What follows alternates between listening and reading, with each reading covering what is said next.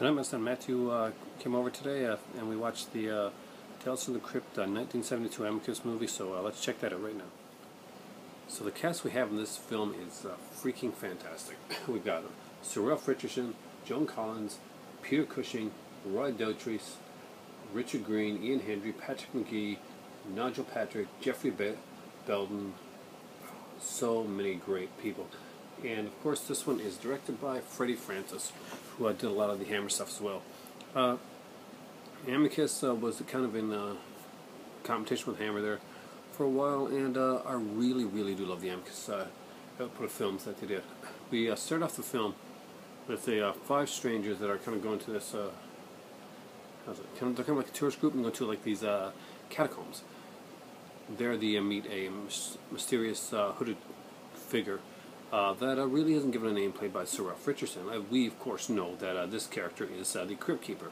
This is very different from the animatronic Crypt Keeper that we would later see in the series as done by Kevin Yeager.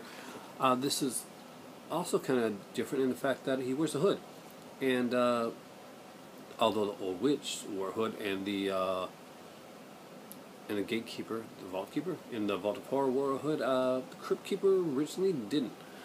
So it's a different kind of a fresh take. There's only a couple stories that are actually taken from Tales from the Crypt comic book series. Most are taken from other ones like Vault of Horror and Hunt of Fear. The first story starts off with Joan Collins, and beautiful as always, Joan Collins is fed up with her husband, and it's Christmas time, and her present to her is offing her husband.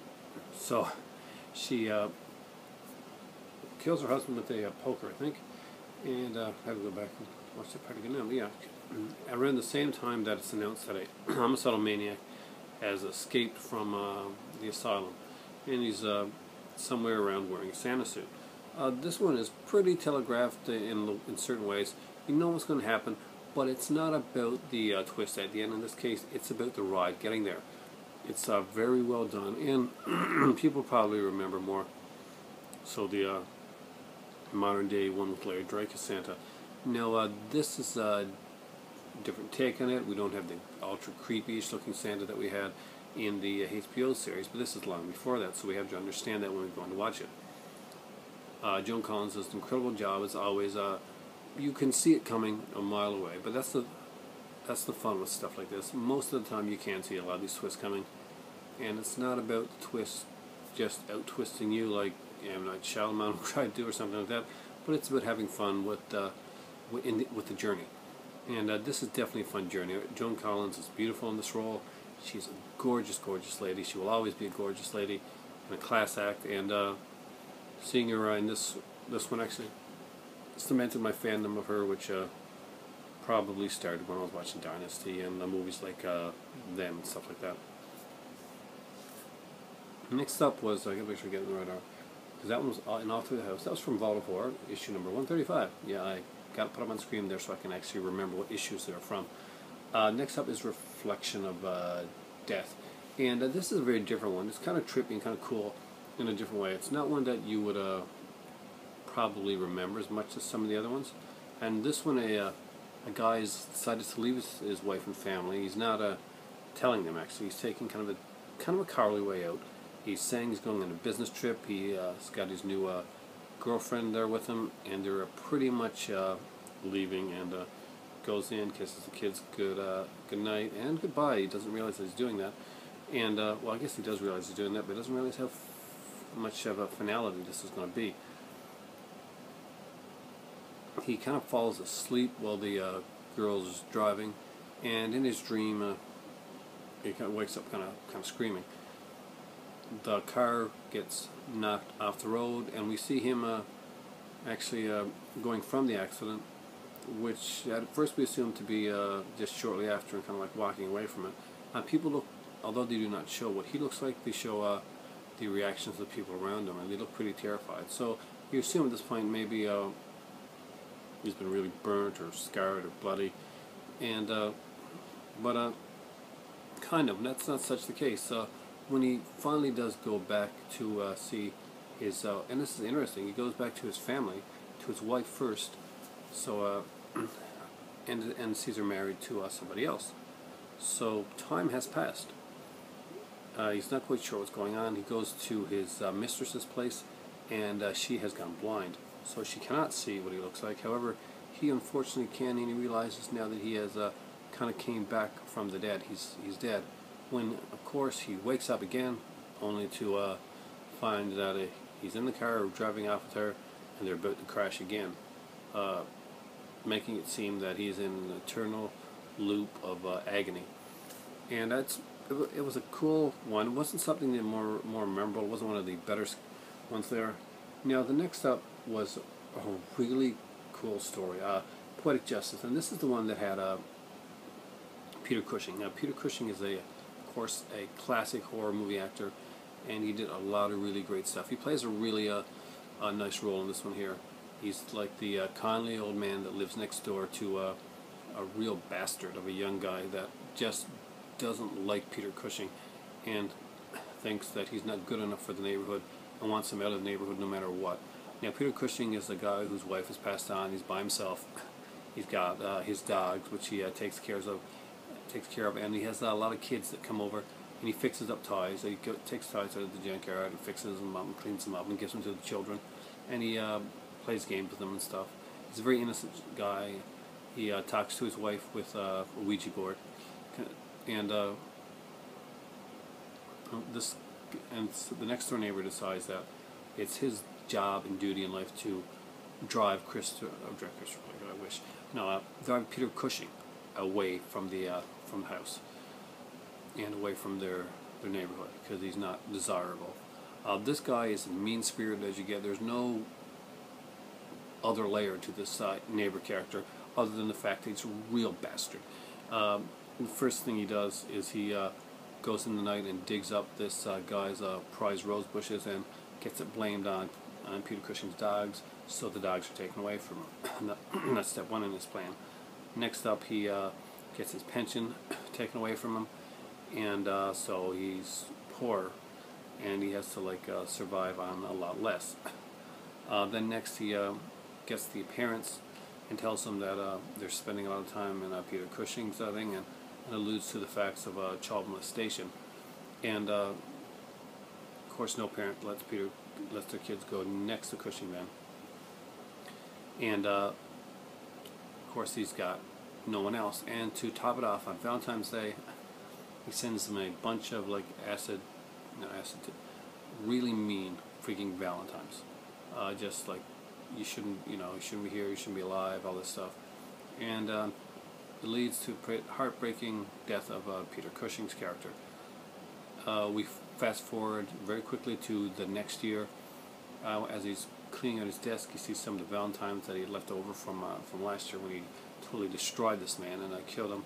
And of course, we get the classic revenge motif here, where a Cushing zombie comes up out of the ground, and to get him back after all those mean poems that he sent him on Valentine's Day, zombie comes in, and we see the father the next day finding the young heartless man, and reading a poem where basically we find out that Peter Cushing has actually made him as heartless as his character was by ripping his heart out of his body. A very, very cool scene.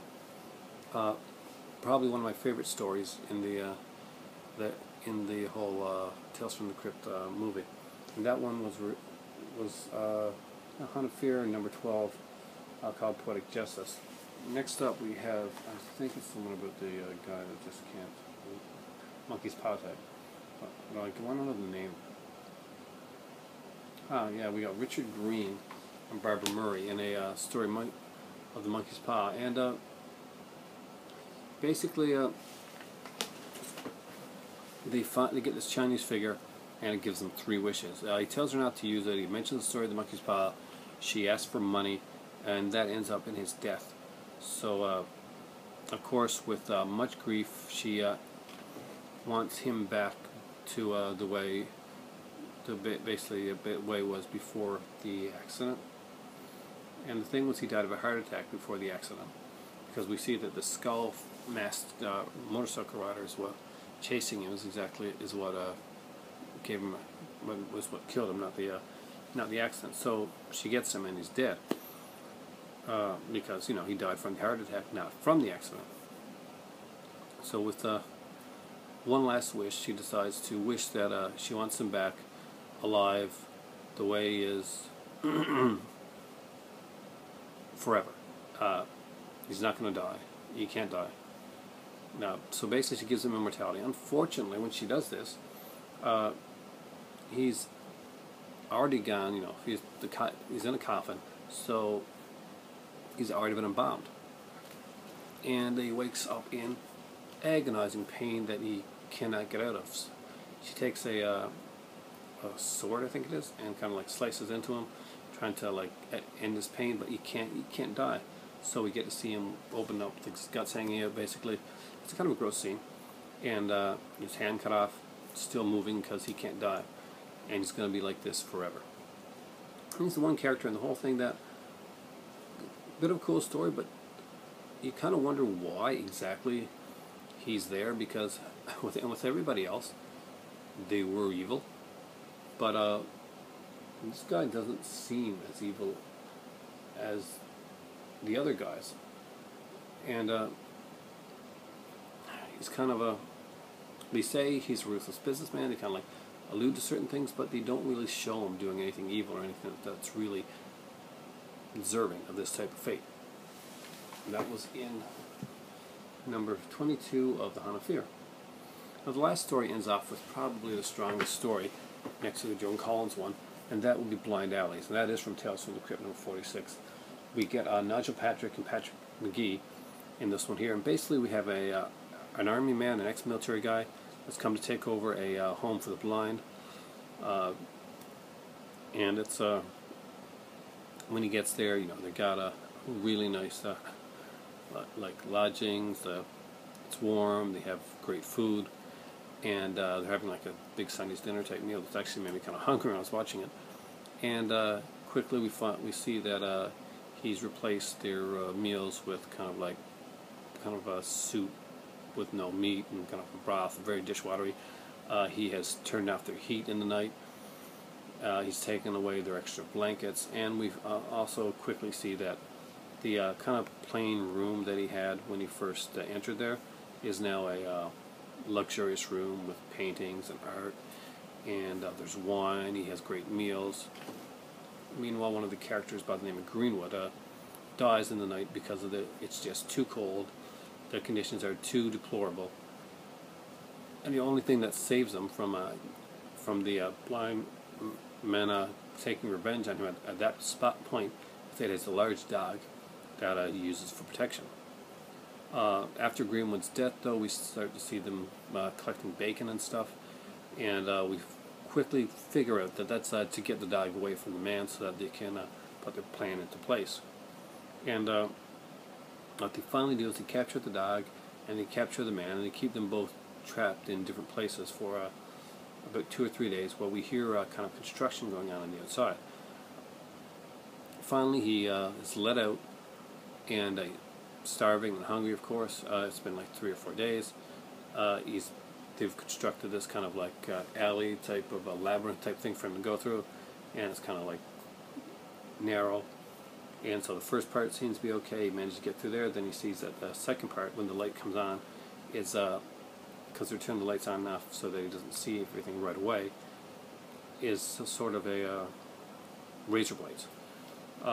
Eventually, of course, he goes through the razor blades and being devoured by his own dog, and the movie is quickly over when we find out that the character of the Crypt Keeper is basically letting them know not what their fates could be, but what their fates is. I really enjoyed this movie. I hope you guys get a chance to watch it if you haven't. I'm going to check with Bottle Horror later on this week, and I'm going to do a review of that. Thanks for watching it, because right now it is time for tea.